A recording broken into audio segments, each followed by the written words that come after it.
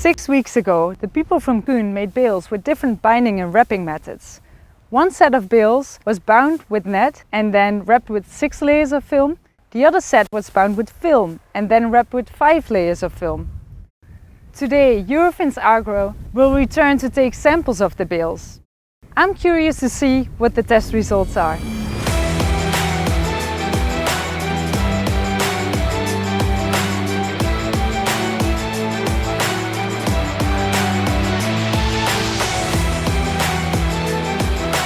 Samples are taken from both groups of bales for accurate testing.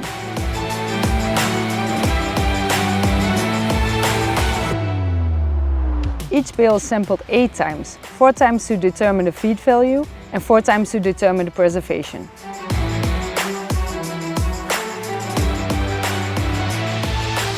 The samples are kept separately per bale.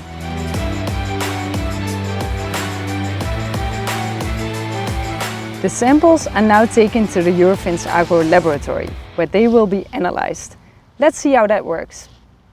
I'm standing here with Bob Fabry. He's a forage specialist.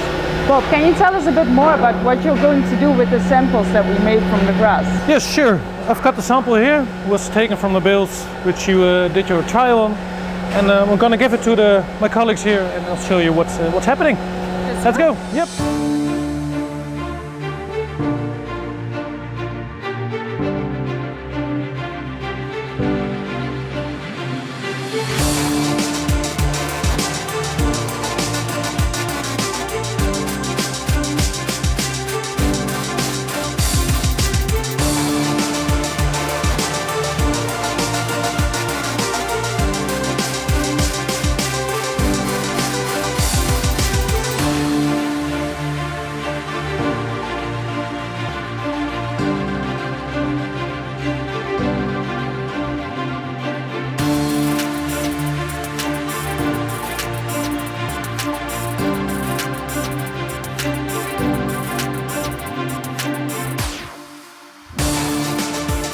Today is the day. We will get the results from the baling test.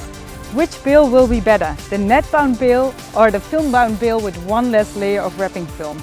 Let's go inside.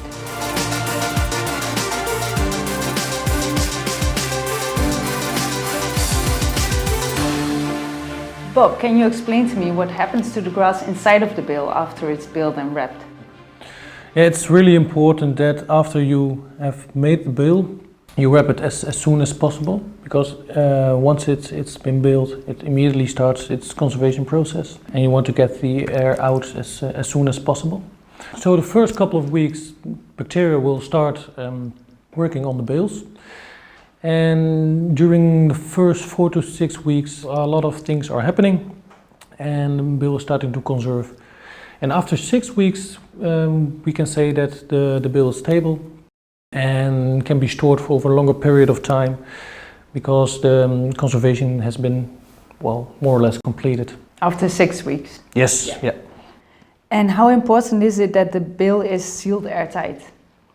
Bad bacteria don't get a chance, yeast don't get a chance, molds don't get a chance, and then you can store it for a really, really long period of time. And what is a really long period of time? I would say a year or 2 years. And what can you say about the feed quality in the bales? What really strikes me is that the dry matter content is not that weird for bales, but for the bacteria or the acidity in the bales, which is quite low, and that could indicate that it was really airtight. Mm-hmm. And overall, the feed quality of the 2 test groups were pretty good. Yep. So, do you see a big difference between the test groups? For these 2 samples we've analyzed for KUHN, I can't really tell a big difference. Both have a well conserved, so the preservation is good. KUHN has also done this test last year. Can you tell me a bit more about the test from last year?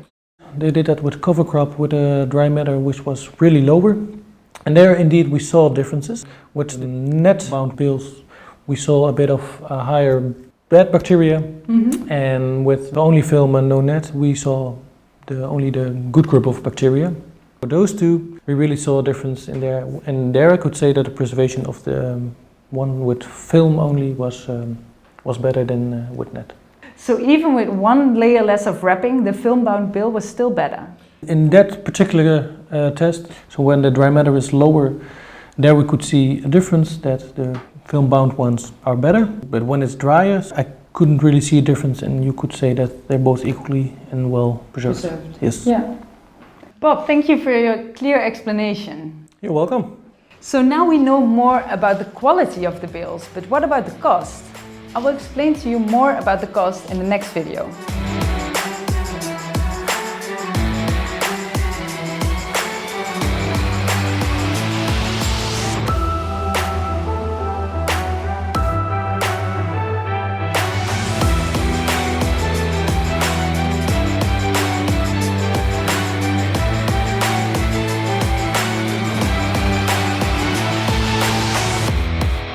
Would you like to watch how KUHN performed the baling test?